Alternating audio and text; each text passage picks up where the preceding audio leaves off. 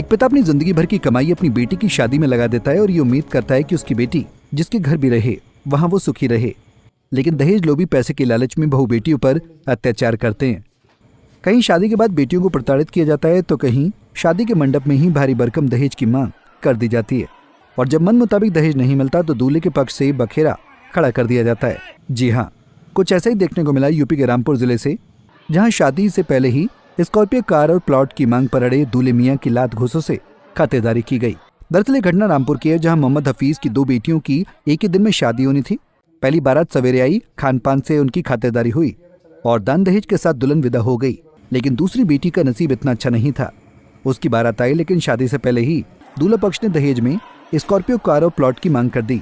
हाथों में मेहंदी रचकर सजी संवरी दुल्हन बनी बेटी के बाप ने लाखों मिन्नतें की और कहा उसने अपनी हैसियत से ज्यादा दान दहेज की व्यवस्था की है। यहाँ तक कि लड़के के लिए मोटरसाइकिल की भी व्यवस्था की है, पर लड़के वालों का दिल नहीं पसीजा और वो अपनी स्कॉर्पियो कार और प्लॉट की मांग पर अड़े रहे। दहेज के लालच में दूल्हे ने शादी तक से इनकार कर दिया। तब शादी समारोह में जमा हुए लोगों का गुस्सा फूट पड़ा और भीड़ ने दूल्हा और बारातियों की जमकर ठुकाई कर दी। ऐसी खातिरदारी के बाद दूल्हा और बाराती बिना दुल्हन विदा कराए ही भाग खड़े हुए। इस घटना के बाद पीड़ित युवती का पिता इंसाफ की मांग कर रहे हैं। उन्होंने पुलिस से गुहार लगाई, लेकिन जब सुनवाई नहीं हुई तो मुख्यमंत्री पोर्टल पर भी शिकायत दर्ज करा दी। मेरी 2 बारातें आनी थी, जिसमें एक बारात छोटी बारात जो थी वो 1 बजे आई, दूसरी बारात आई 3:30 बजे। तो पहली बारात तो ठीक ठाक विदा होकर चली गई खाना खुना खा के।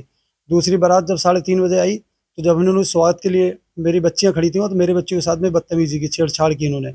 हमने कहा ये छेड़छाड़ का एक्शन लिया तो उन्होंने कहा अब हमारी ससुराल है, ये हम जो चाहें करेंगे। इसलिए बात पे मेरे भाई ने एक्शन लिया तो उसके साथ मारपीट करी इन्होंने। उसके सर में भी चोट लगी है, दार सामान मारा उसने। फिर जब निकाह कर लिए उन्होंने कहा तो उन्होंने कहा कि प्लॉट चाहिए, स्कॉर्पियो गाड़ी चाहिए, तभी हम निकाह करेंगे, अगर ये मंजूर है तो ठीक है, ये उन्होंने कहा मुझसे। क्या हुआ? फिर हमने उसके बाद में मारपीट होके सब हम गए थाने गए तो थाने में हमारी कोई FIR दर्ज नहीं की गई। दूल्हा को भी मारा, फिर दूल्हा के साथ मारपीट आई, सबके साथ मारपीट आई हुई। मेरा नाम उमरा है और मैं इंसाफ चाहती हूँ। अच्छा, तो क्या पहले से मालूम था बेटा ये आपको कि इतने लालची लोग निकलेंगे? हमें नहीं पता था इतने लालची लोग निकलेंगे, ये तो हमें जाकर ही पता चला। यहाँ से हम पूरी तैयारी के साथ गए थे, सारी रस्में करी थी हमने, मेहंदी माही और सब। अब आप क्या चाहती हो? मैं बस इंसाफ चाहती हूँ। मैं अपने पापा को और जलील होता हुआ नहीं देखना चाहती हूँ। वहीं इस पूरे मामले पर पुलिस अधीक्षक रामपुर विद्यासागर मिश्र ने बताया कि इस संबंध में तहरीर प्राप्त हुई थी और तहरीर के आधार पर जो तथ्य आए थे उसकी जांच की गई। जांच के आधार पर अभियोग पंजीकृत किया गया है और नियमानुसार विवेचना करके जो सही तथ्य होंगे उनके आधार पर कार्रवाई की जाएगी। ये तथ्य प्रकाश में आए थे कि दहेज की मांग की गई है और उसके साथ साथ बाकी चीजों का ध्यान में रखते हुए कार्रवाई की जा रही है।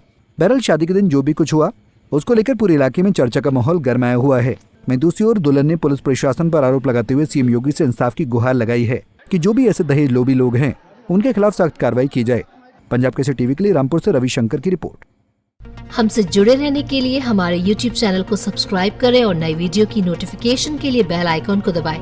अगर आप ये वीडियो Facebook पर देख रहे हैं तो लाइक जरूर करें और ज्यादा से ज्यादा शेयर करें। धन्यवाद।